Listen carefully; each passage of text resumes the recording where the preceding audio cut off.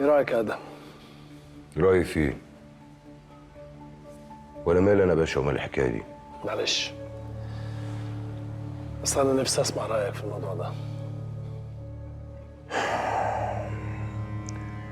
رأيي ان اي حاجه ممكن يتسامح فيها الا الخيانه، وخصوصا يعني لو جت من القريب. بالظبط، صح صح.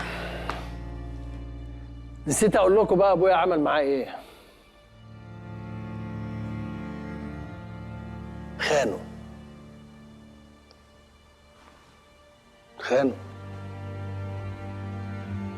ما هو اللي بيخون بيتخان.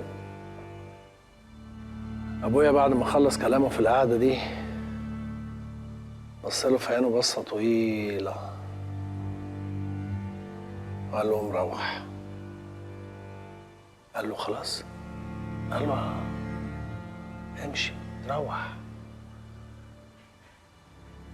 الراجل ما صدق، خدله في اسنانه وطلع على بيتهم. اول ما فتح باب بيته ودخل لقى نفسه لابس قضيه فيها مؤبد.